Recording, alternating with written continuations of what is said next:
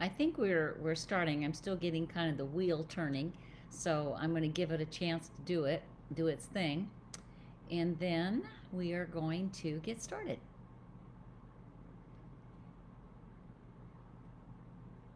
Yeah, it looks like it's going. Um, Now, would you please let me know if you can see me and hear me? I'll look in the comments section to make sure that you're actually here. So far, there's nobody here, so I'm just sort of talking to myself. So I'm going to wait a few minutes to get going. And oh, good, we've got a few faces. At least a few eyeballs in my upper level of the screen. Let me know if you. Uh, oh, it does say there's some connection issues. I true.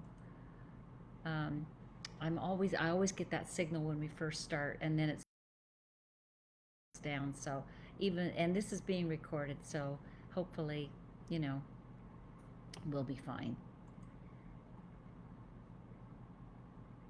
So, okay, good. Thank you, Donna.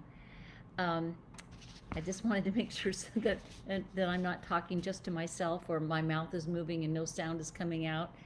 Um, as people join us, if you have comments, oh, hi Dorit. Dorit made it. Good.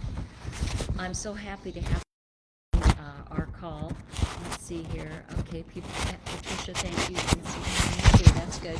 If there's a momentary lapse in the, transmission, don't worry. It's still being recorded, and the recording actually looks a lot better than the live presentation. So you can always come back to Facebook and click on the recordings, or you can we're all doing these lives on the YouTube channel, so you can see it there too. And let's see, let me scroll down, make sure I'm getting everybody. Yeah, okay. Perfect, okay. Um, this is a really an important topic, and I'm so glad that this many people have signed up to be here because uh, I think it's kind of confusing. I've called it, I think the title is something like narcissism in our handling narcissism in our neurodiverse loved one. Um, it's controversial to talk about it, and so I'm hoping that at this live, as soon as I kind of get rolling with it, that it's going to make more sense to you. In the meantime, I want to remind people that I do host a private group for neurotypicals on Meetup, and you can learn more about it at the link that I gave you at the top of the page here. That's a link to the private.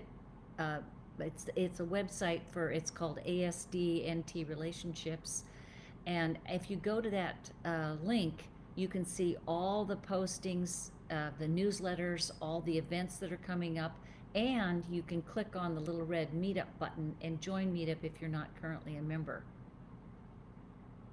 Oh, and Kate says that it is interrupting and pausing and causing static. I don't know what to do about that. It could be something I'm doing, but the IT people have said that there's nothing wrong with my internet or my computer, so I don't know what it's about. But hopefully, hang in there because the subject is still really important. Um, at any rate, if you're not a member, please join. It's free for 30 days so that you can participate in the discussions, the teleconferences, um, events like this. Facebook is, of course, free, but there's also um, and once you get sort of the lay of the land, we've got a new ambassador, Julie, who's in New Zealand. She helps new people sort of adjust to what it's like to be in our group. So the idea is that you've got 30 days to kind of check it out and see if this works for you. And then after that, it's an annual fee of $25 a year. That's all.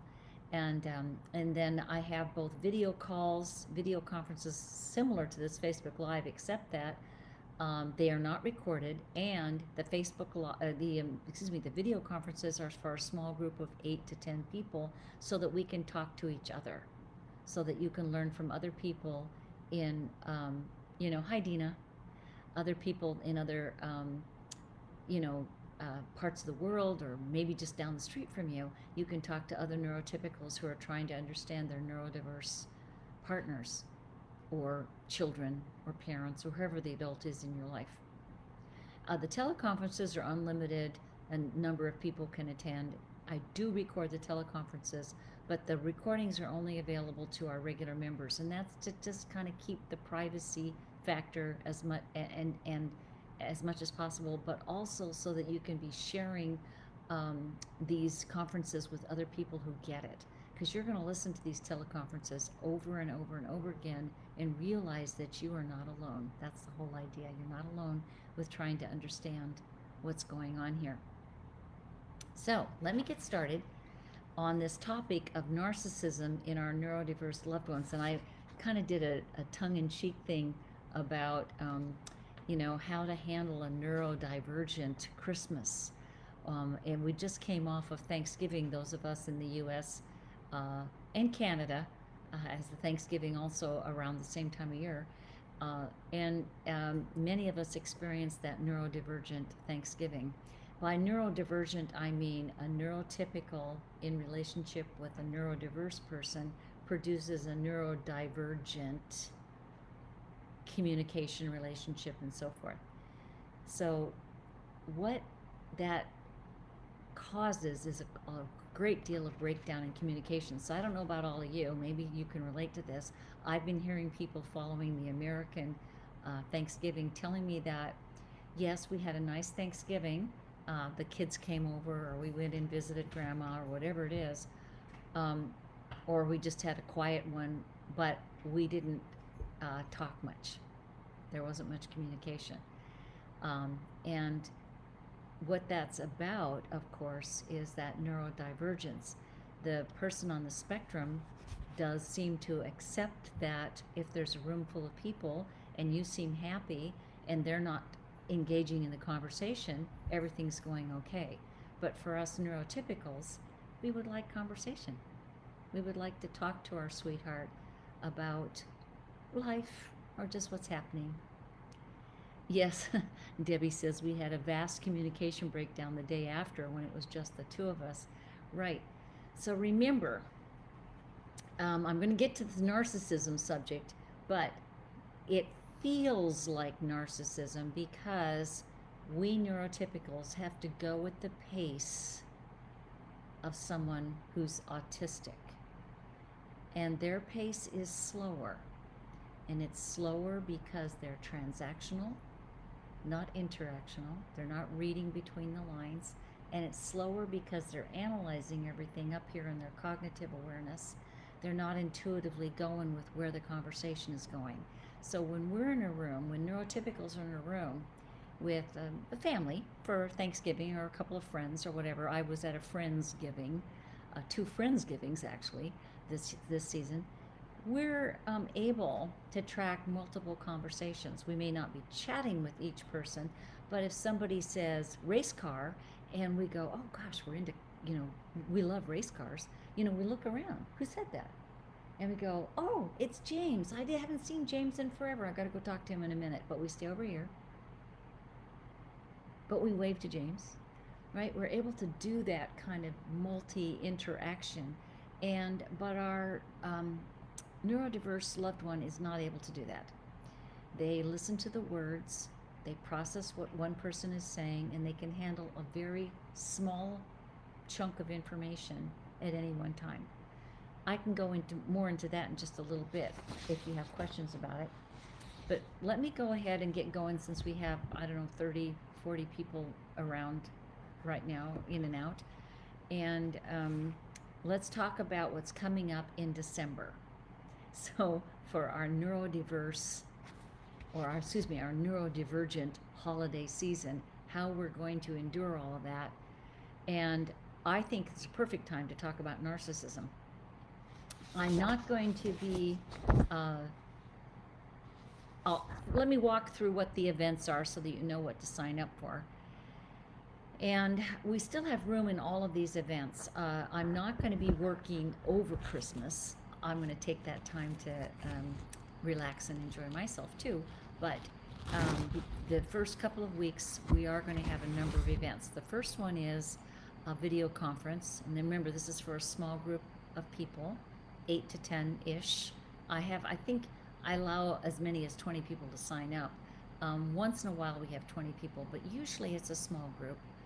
And the topic is growing a spine. This is for December 1st, December 2nd, and December 6th. I offer that a topic usually 3 times during the month, and I offer it at different times. So there's one at 10 a.m., one at 12, one at 4 Pacific time, because it's recording on my time, but it'll come through as whatever time is in your time zone when you look at the calendar. And then I try to offer it at different times and 3 times, so that if no matter where you are in the world, you can find your way into that conference. And honestly, growing a spine is what's necessary. It's about, if you're going to deal with that narcissistic style of being very self-absorbed and thinking what they think and not understanding what we think, if you're going to deal with that, you have to grow a spine. You have to be assertive enough to say, I don't want to talk about that. I don't care about that. That doesn't work for me. I need to take a break. Because otherwise they don't know what the boundaries are, right? Because they don't read between the lines. So we have to give them the boundaries. We have to grow a spine and say, the way I see it works for me. If this doesn't work for you, it's okay. But I'm not going to talk about that anymore. Those are kind of the subjects of what this is. So if you're going to, does it make sense that if you're going to deal with a narcissistic, I'm not saying they're narcissistic personality disorder, I'm saying they can tend to be wrapped up in the way they see the world, and they talk about it that way. And so the problem is that they aren't always there. They may blurt things out or say things that seem hurtful, and they're not intending to, but we still react with shock. So if you grow a spine, you're able to say, that doesn't work for me. I don't want to talk about that right now. Please put your cell phone away. We're having dinner. And if you need to be on your cell phone, please excuse yourself from the table and go someplace else. We can be assertive and say these things. In fact, one of my favorite authors is Manuel Smith, and he wrote a book 30 years ago, I think it is, When I Say No, I Feel Guilty, Manuel Smith. And When I Say No, I Feel Guilty, I think it's a great title. And he also came up with what he calls the Bill of Assertive Rights. And he lists all the kinds of things that you need to know how to do if you're going to grow a spine. And your Bill of Assertive Rights means that you don't have to accommodate to anybody if you don't want to. You don't have to. It's not impolite to say, no thank you, or I don't want to, or I don't care to, or that doesn't work for me. It's okay. My favorite assertive right, by the way, is it's a funny one. People don't understand it a lot of times when I mention it, but my favorite one is, you have the right to be free of other people's good intentions. Now you think about that. You have the right to be free of other people's good intentions. Just because your neurodiverse loved one is trying to tell you something that they think is terribly funny or really important, doesn't mean you need to listen. You can really say, gosh, I'm tied up right now. I don't want to help with that, right? Or whatever. Okay, the next conference, the next video conference, and remember, this is for a small group of people, and it's not recorded. It is listed on the Facebook page, and it's also listed in the meetup page, and on the website at ASD NT Relationships. So the dates and times are listed in several places. You can't miss it. The next one is Autism as Context Blindness, and that's December 7th, December 8th, and December 9th. Again, the times are staggered throughout the week, so hopefully we can get to people who live in different time zones. Anyway, Autism as Context Blindness. When I stumbled across this concept, and that's the title of a book by Peter Vermeulen, when I got this, I went, oh my gosh, this makes so much sense. They're not necessarily context blind, but they don't know which pieces of the nonverbal behavior are important, so they don't acknowledge it. They may notice your tears. They may notice that you're taking a pause, but they don't know what to do with it. And we're surprised. We may have finished a sentence and then taken a breath and leaned forward as if we're going to talk again. You know, we're looking at people and we're going to say something else, and they interrupt us, right? Because they're not reading those signals. So autism as context blindness appears narcissistic, okay? When they don't understand that there's all this other innuendo, that there's this meaning behind why I wore this sweater, or, you know, whatever. When they don't get that, we're puzzled, and it feels like they don't get us. It feels like they don't care about us. It feels like they only think about themselves. And so they get their feelings hurt because we treat them that way too. We go, I can't believe you weren't listening to me. I just told you this 10 minutes ago. You don't remember? No, because they don't understand all the contextual clues. So we'll talk a lot about that. That's a very important conference, and I'm happy to answer questions if you have some in the live here. Just go right ahead and post them on the comments section. Oh, and by the way, I will answer questions after we're done as well. Throughout the next few hours or days, I'll go in and see if there's any questions on this live, because I want to be able to answer them for you if I can. I don't know everything, but I've really been thinking about this subject for a number of years, so I think I can help you. Oh, good. Leanna says, I'm in. The last video conference for the month of December is Narcissism. The title is Narcissism, the Dark Side of Asperger's, and that's offered on December 13th, 14th, and 15th. So 3 days in a row, again at different times. So narcissism as the dark side. It is narcissism, and I know that my my dear autistic friends don't like this terribly much, but it is important for them to understand too that if they can only talk about what's on their mind and not consider what's on yours in a nonverbal way, it is a kind of narcissistic system. It's a system that's saying, this is what I'm thinking, it's what I want to talk about, and if you want to talk about something I'm not interested in, you go right ahead, but I'm going to leave the room. I mean, think about that. Think about sitting at Thanksgiving dinner, and many of us had this experience where you're sitting at Thanksgiving dinner and your, NeuroDiverse friend, partner, parent, whoever it is, they pull out their cell phone. I don't know how many years I went to dinner with my former spouse, and we'd be in a restaurant with friends, and he'd be on his phone instead of talking with us. So the phone's very attractive, and it's like, that seems pretty narcissistic, doesn't it? And it is, because the person is not aware that that nonverbal behavior of being on the phone is disrespectful of other people in the room. They're also not aware that just because they're not interested in my subject doesn't mean you should treat me as if I'm not valuable. You know? Even if you're not interested in the subject, hang in there. Hang in there with the people who are talking. It's not easy for them to do because they're transactional. They're listening to the words. They're not listening to the person. So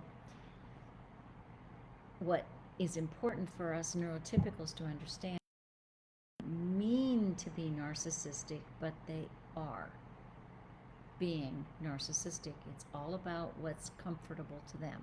If the phone is more comforting than the conversation, then they will do that, unless they learn how to be polite. And then the last conference is a teleconference, and I've mentioned that I do one teleconference a month. The teleconferences are open to, as many people as want to attend can attend, and there's no charge for that. And it's recorded so that you can hear the topic again, because not everybody has a chance to say something. But I do open up the conference call to a Q&A, so people can ask questions, but it's not as free-flowing a conference as the video conference or a small group. It's sometimes as many as 50, 75. I've had 100 people sign up before.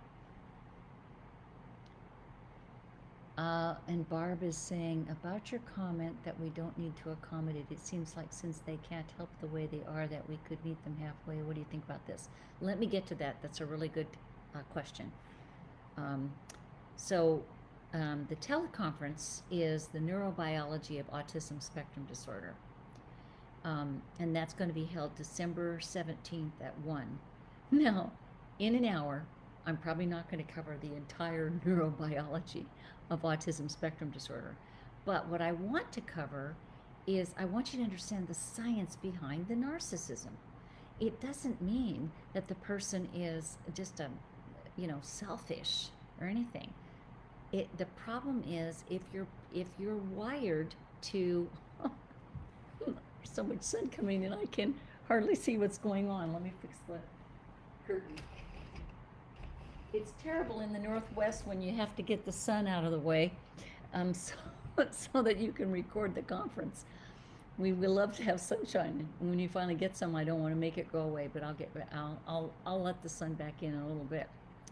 So I want you to understand the neurobiology piece, because we think that the narcissism is willful. I want you to think about this word, willful. We think they're consciously choosing to be rude or ignore us or be selfish, and they're not choosing that consciously. It is just a byproduct of the autism, that they start from a cognitive analysis of where they are, and they kind of stop there, unless we say, please put your phone away, it's Thanksgiving dinner. And they might say, well, why? Other people have their phones out. And you can say, because I'd like you to be a good example to the children, please. Or whatever. It's going to be tough.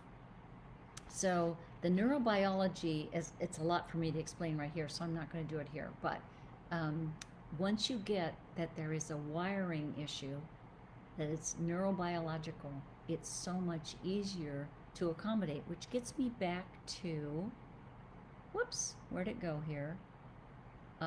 Barb's comment about your comment that we don't need to accommodate. It seems like since they can't help the way they are. And so here's the thing.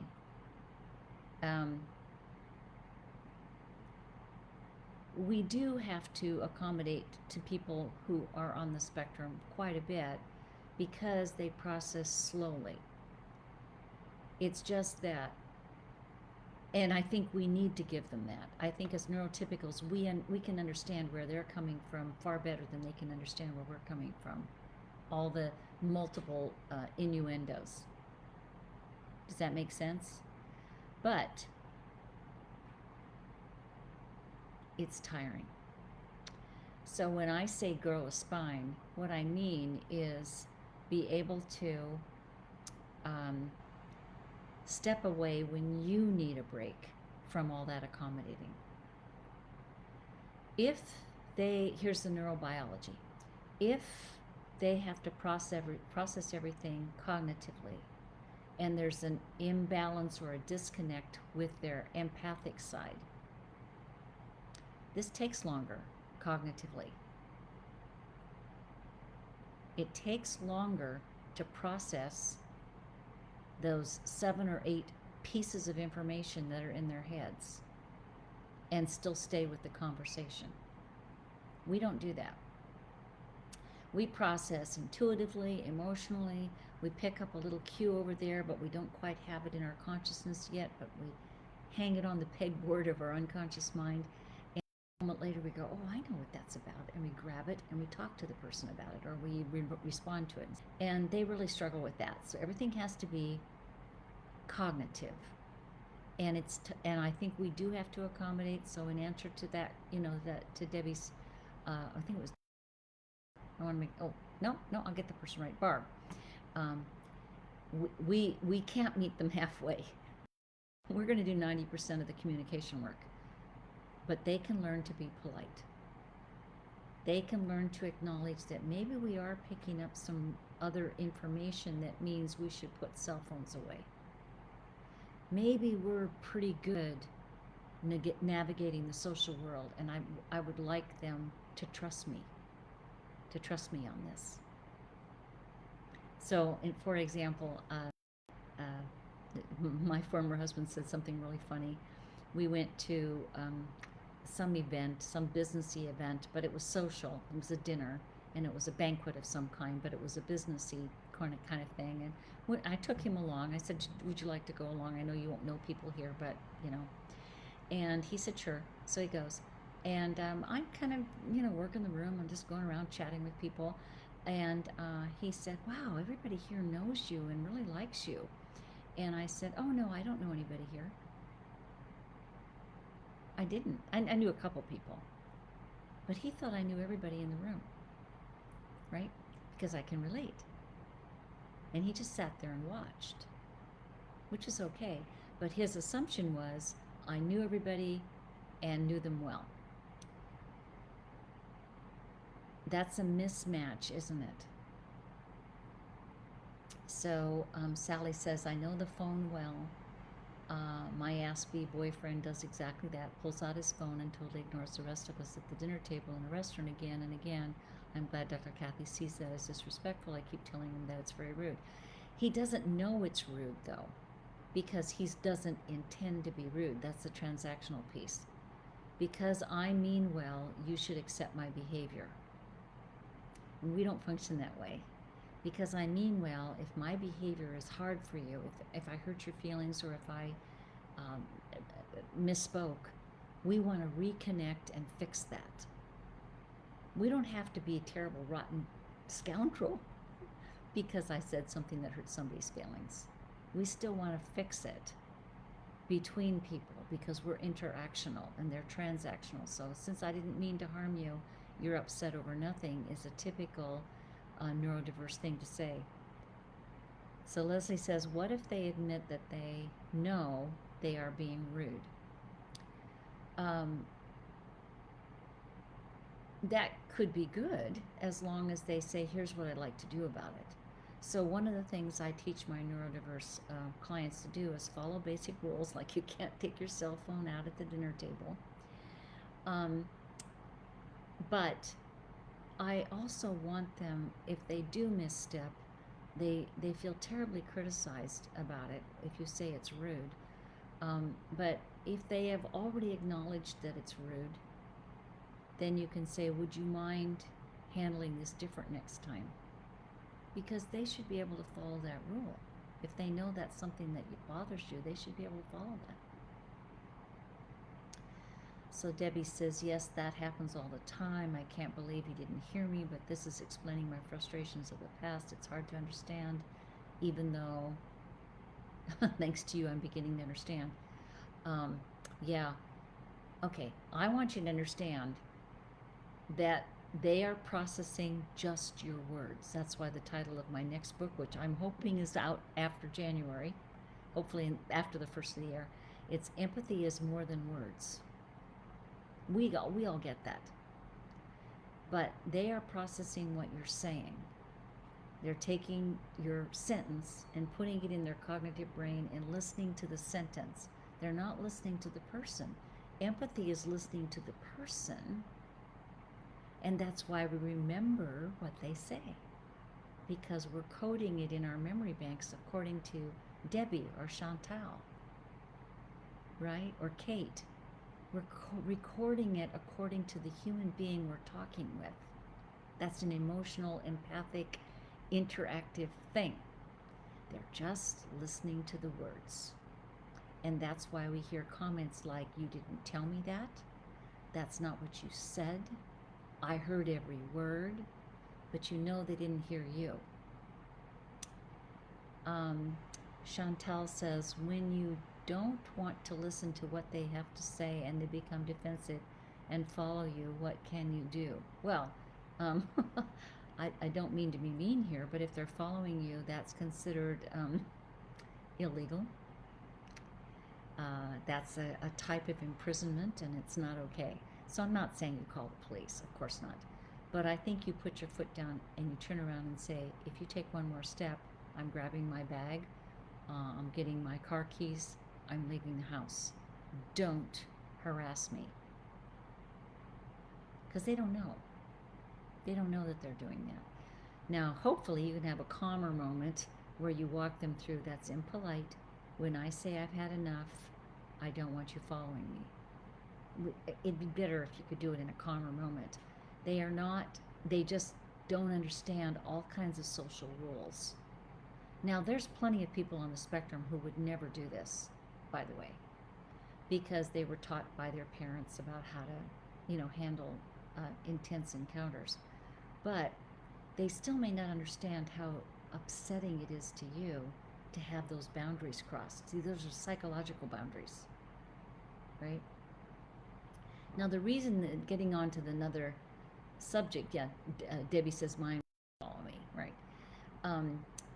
The reason when they get defensive, it's because they feel misunderstood, and all of us want to feel understood, right? We all want to feel like somebody gets us. And so when they don't feel understood, they get defensive and they're going to keep hammering on you. They just have to follow the rule, because when they're defensive, then they're emotionally too distraught to be able to think straight. So you need to have a rule with them that if you get that upset, the communication has to stop. A truce, we can talk tomorrow or in a couple of hours, but not now.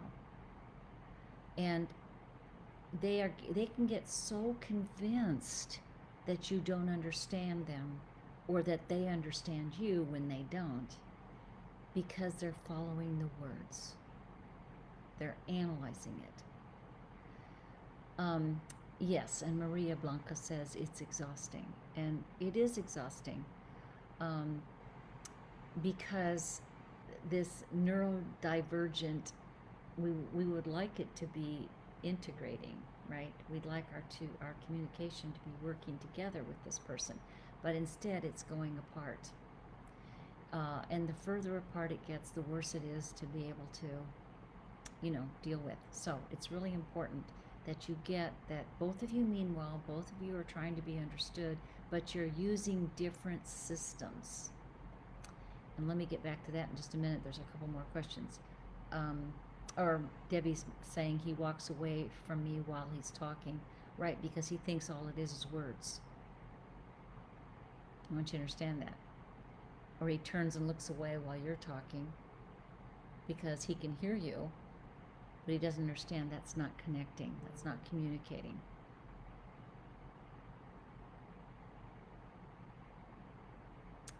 Let's see.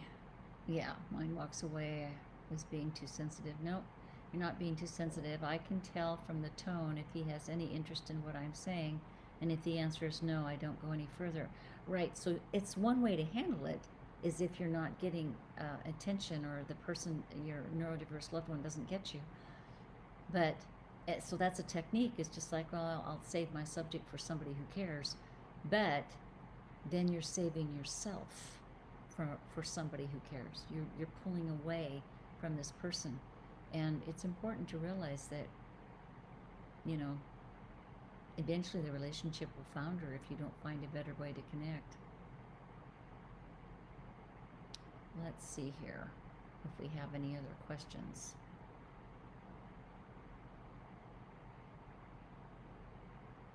Right. Okay, so if you have more questions, go ahead and put that down here. But I do want to talk a little bit about this transactional stuff and interactional stuff before we run out of minutes.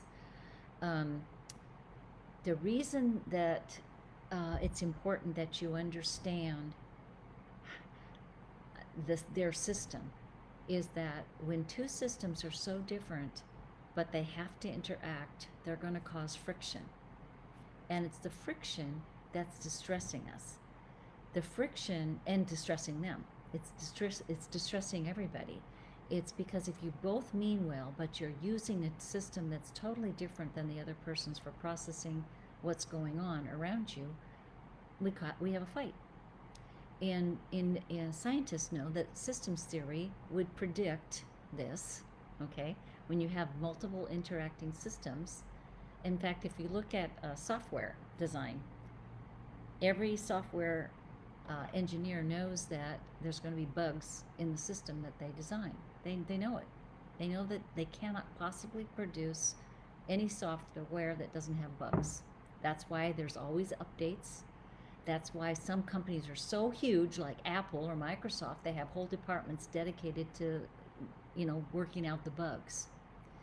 The bugs are because whatever that system is that the software designer developed, it's going to integrate with other systems, but not always do a good job of it. And wherever there's friction, there's a bug, right? If we get that, then we understand that what's going on right now is we're having a neurodivergent moment or a bug, and somebody has to step back and analyze what that's about, right? Somebody needs to figure it out. So I think it's up to the neurotypical, but even neurodiverse people can figure this out too, simply if they reduce their anxiety and say, okay, we're having a neurodivergent moment. I'm looking at my cell phone. I don't intend to be difficult at Thanksgiving or Christmas dinner or Hanukkah or whatever celebration we're going for. I'm not trying to be difficult, but apparently this annoys people. This is upsetting the system, and I'm the only one with my cell phone. I can put it away. Or my spouse has said, please don't take your cell phone out at dinner. I can do that. The problem is that because the systems that your neurodiverse person is using as opposed to the neurotypical, they are so different that about the only thing we can talk about is a topic like remodeling the bathroom. Because even if you read the same book, you're going to pull different information out. If we read the same book, if I say to you, all of you read my books, if I'm talking to neurotypicals, everybody in that room is going to get something different from Dr. Marshak's books. That's okay, because I'm looking at who you are and why you got that information or why you had that question, and I can go with that. So can you. If Dr. Marshak describes one thing one way in one book and then totally contradicts herself in another book, you can get that. You can figure out why I changed my mind. Okay? The neurodiverse person is going to read the book and come away with some words of wisdom, perhaps. I've had neurodiverse people read my books and say, this has helped them understand their neurotypical better. That's a big deal. All right? So, what I'm saying is that these totally different systems don't work well together, but we can at least find a go-between, an interface, right? Okay, then the last piece of this that's really important is the reason it feels so bad is because your neurodiverse loved one uses the same methods for dealing with you as a narcissist. And we are wired, all of us are wired, human beings are wired to be somewhat repelled by the narcissism. We don't like being told that we didn't say something or we didn't do it right, or that we're not, why do I have to put my cell phone away? There's no reason I can't. We don't want to have to argue with somebody. We don't want to deal with gaslighting. And the difference is that your neurodiverse loved one isn't intending to control you, even though they do. I hope that makes sense. And if anybody has a question about it, I'll answer that too. Let's see here.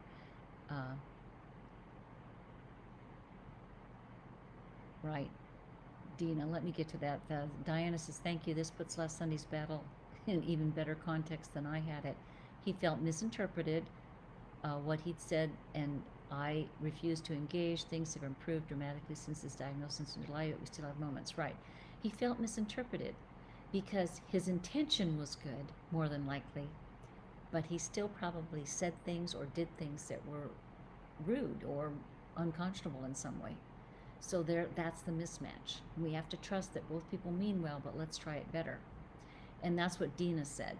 She says, but the Ash has to be willing to try to learn or to find an interface. I'm exhausted after 30 plus years. Yeah, And then let's see. Okay, so being willing to look for an interface, they are willing to do that, except that we want to have transactional. So they think as long as they do it right, that's good enough, and the conversation. They need to learn to hang in there and say, and to realize that there's a great deal more going on in our world. Barb says, why does every opinion I express have to be argued with? And again, that's the narcissism. If you say something, even if one little teeny 1% of what you say is something they disagree with, they'll go after that. They think that they're supposed to talk about everything that they think is of value. And we dismiss a mispronunciation if I say a word incorrectly, if I use it incorrectly, if I get the, it doesn't matter. We let that go if it's not vital to the conversation. There's another one up here. Rana says, does this narcissism contribute to someone thinking they're always right, not taking advice from others? Yes, of course it does. If you're transactional, if you always analyze things and you can only hang on to 7 or 8 pieces of information at any one time, then you're going to figure it out and offer it on a platter to the other person. This is what I think. We function that way. We might want to know what somebody thinks. We might want to share what we think, but we're open to having it keep going. That there's a process, that it's interactive, that I might something from this other person. I might even change my mind about some things based on the new information, such as people on the spectrum are transactional. They're looking to shut down the conversation. That's a transaction. We're interactional. We're looking to open up the conversation to see where it goes because we're connecting person to person. We just want to stay in the loop. They want to get out of the loop. They want it done. They want it finished. Oh, I'll put my cell phone away when there's something that comes up I want to talk about. That's transactional. So taking advice from others, we take advice from others. We might say, I don't know if that would work for me, but we're still hearing that it's coming from somebody else, a person of value. So we will listen, right? Doesn't mean we're going to do what that person tells us to do, for heaven's sake. Does that make sense to you? I want you guys to get this. We come to know who we are in relation to others. That's why I keep looking over at the comments section. I want to know what people are thinking because I can't see you. And I can't hear you, and I can't see the expression on your face. So I'm reading the comments the best I can so that I am aware of who you are and what we're talking about. So we come to know ourselves in relation to the feedback we get from others. So that's why we keep opening up the conversation and negotiating, where it's going next. The transactional person does not know themselves in relation to you. They may love you, but they don't take the feedback in as evidence of who you are. Your feedback to them, your opinion, your advice is more about you than it is about them, isn't it? It's about where you're coming from. We want them to at least notice where we're coming from. Doesn't mean we expect them to do everything we say. Okay, this will make more sense when you come to the group. I know it's really a tough one. So let's see here. We're about out of time. I've got to get myself off this call, but let's see. Leanna says he really lacks boundaries and has real difficulty in regulating his anxiety and anger.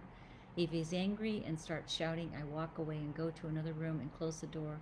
He will keep on opening the door and continue venting, and there's more. So here's the thing about the anger. That's a rule. That's abusive. So if somebody's yelling or following you around, that's abuse, and it's okay to say, stop that. I want to hear what you have to say, but I cannot tolerate this abusive method. They don't know that they're being as abusive as they are. They think because you didn't understand me, I have the right to pursue you. And we don't do that. A lot of times when somebody doesn't understand us, we go, okay, all right, we let it go. We might be annoyed about it. We might say, can we talk about this again? but we're not going to inflame it further by saying, you're going to listen to me until you get it. We just don't want to do that. That's not being assertive, that's being aggressive if you pursue somebody that way. Anne, yes, Anne, you're right. But I do think that he does and says things to intentionally hurt me when he is hurt to get back at me. Absolutely. I'm not saying that they're innocent of getting back. What I'm saying is that if their intention is to, be understood or try to convince you that you're wrong about something, because their intention is to just convey that knowledge, they can ignore how you're taking it. Then, if you say, I don't like being talked to that way, and they don't know what they did to talk to you that way, they may think you're being unreasonable and that they have every right to shut you down. They don't have every right to shut you down. That's an unconscionable way to deal with you, and it's not okay. But it doesn't mean, just because they are on the spectrum, that they can't be mean and that they can't intentionally choose to be mean. All human beings can do that. So we have to be taught, as we teach our children, right? We teach our children not just, think about this. We're teaching our children to do the right thing, to be polite, to be considerate of others, and we indirectly teach them how hard that is to do. Because sometimes we don't know why that person's upset with us, but we need to take responsibility for it. That's the tough part. That takes courage. And they don't always know that. They think because they mean well, and if you're upset, you're just being irrational. Right, so Donna Jamie says, they have conversations to win, not to relate. It's really true. That's the transactional style. We have conversations to relate. They have conversations to make a point. And if you don't agree with their point, then they will press you until you agree with their point. And so you need to say, I understand what you said. It makes perfect sense to me. I don't agree. In fact, that was one of my favorite stories. And then I got to go, I was having a discussion, like it was a Sunday morning, or I can't remember what it was, but I was having dinner with my spouse one day, and it was just the two of us, dinner, breakfast, whatever it was, coffee, Sunday morning, something. We were just chatting. I thought we were just chatting. And I said something off the top of my head that, I believe this is true. And he looked at me. He's an attorney. He looked at me and he said, you can't prove that.